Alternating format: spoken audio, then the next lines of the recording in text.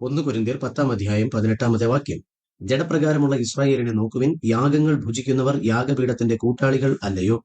ഒരു ബലിപീഠത്തിൽ അർപ്പിക്കുന്ന യാഗവസ്തുക്കൾ ഭക്ഷിക്കുന്നതിലൂടെ ഭക്ഷിക്കുന്ന വ്യക്തി ആ ബലിപീഠത്തോടും അതിൽ അർപ്പിക്കപ്പെടുന്ന വ്യക്തിയോടും ആത്മീയമായി പങ്കാളിയോ ഒപ്പമുള്ളവനോ ആയി മാറുന്നു എന്നതാണ് ഈ വചനത്തിന്റെ കാതലായ അർത്ഥം. ഭൗതികമായി കഴിക്കുന്ന ആഹാരത്തിന് ആത്മീയമായ ഒരു ഉടമ്പടിയുടെ അർത്ഥമുണ്ട്. വിശുദ്ധ പൗലോസ് ഇവിടെ നേരിട്ട് ആധാരമാക്കുന്നത് പഴയ നിയമത്തിലെ സമാധാന യാഗങ്ങളുടെ നിയമത്തെയാണ്. ലേവ്യ പുസ്തകം 7-15 മുതൽ 18 വരെയുള്ള വാക്യഭാഗങ്ങളിൽ സമാധാന യാഗങ്ങൾ അർപ്പിക്കുമ്പോൾ അതിന്റെ ഒരു ഭാഗം ബലിപീഠത്തിൽ ദൈവത്തിനായി ദഹിപ്പിക്കും. ഒരു ഭാഗം പുരോഹിതന്മാർക്ക് നൽകും. ബാക്കി ഭാഗം യാഗം കഴിക്കുന്ന വ്യക്തിക്കും കുടുംബത്തിനും ഭക്ഷിക്കാം.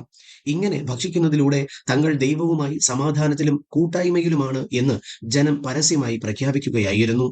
ബാഹ്യമായി ഒരു മേശയിൽ ഇരുന്ന് ഭക്ഷിക്കുന്നതിനേക്കാൾ ഹൃദയത്തിൽ ദൈവത്തോട് പങ്കാളിത്തം ഉണ്ടാകണം എന്നാണ് യേശു തന്റെ ഐഹിക ജീവിതകാലത്ത് പഠിപ്പിച്ചത്. കപടഭക്തിക്കാരായ പരീശന്മാർ ബാഹ്യമായി ബലിപീഠത്തെയും ദൈവാലയത്തെയും ബഹുമാനിച്ചപ്പോൾ യേശു ഇപ്രകാരം പറഞ്ഞു. മത്തായി സുവിശേഷം 23-20 ബലിപീഠത്തെ കൊണ്ട് സത്യം ചെയ്യുന്നവൻ അതിനെ കൊണ്ടും അതിന്മേലുള്ള എല്ലാറ്റിനെയും കൊണ്ടും സത്യം ചെയ്യുന്നു. കർത്താവിന്റെ അത്താഴത്തിൽ പങ്കുകൊള്ളുന്നവർ യേശു ക്രിസ്തുവിനോട് പങ്കാളിയാകുന്നു എന്ന് യേശു യോഹന്നാൻ സുവിശേഷം 6-56 വ്യക്തമാക്കിയതും ഈ പങ്കാളിത്തത്തിന്റെ ആഴത്തെ കാണിക്കുന്നു. വിശുദ്ധ പൗലോസ് ദൈവത്തിന്റെ പരിശുദ്ധാത്മാവിനാൽ ഈ വചനം ഇവിടെ ഉദ്ധരിക്കുവാൻ കാരണം കൊരിന്ത്യ സഭയിലെ ചിലർ തങ്ങൾക്ക് അറിവുണ്ട് എന്ന് സ്ഥാപിച്ചുകൊണ്ട് വിഗ്രഹ ക്ഷേത്രങ്ങളിലെ വിരുന്നുകളിൽ പോയിരുന്ന് അവിടുത്തെ യാഗമാംസം ഭക്ഷിച്ചിരുന്നു. വിഗ്രഹം വെറും ഒരു കല്ലാണെന്നും അതിനാൽ അവിടെ ഇരുന്ന് ഭക്ഷിച്ചാൽ തങ്ങൾക്ക് ഒന്നും സംഭവിക്കില്ല എന്നും അവർ വാദിച്ചിരുന്നു. അവരെ തിരുത്തുവാൻ വിശുദ്ധ പൗലോസ് പഴയ നിയമ ഇസ്രായേലിന്റെ ഉദാഹരണം കൊണ്ടുവരുന്നു. അവരോട് ഇപ്രകാരം താൻ പറയുന്നു: ജഡപ്രകാരമുള്ള ഇസ്രായേലിനെ നോക്കൂ, അവർ യാഗവസ്തു കഴിച്ച ദൈവത്തിന്റെ ബലിപീഠത്തോട് പങ്കാളികളായി.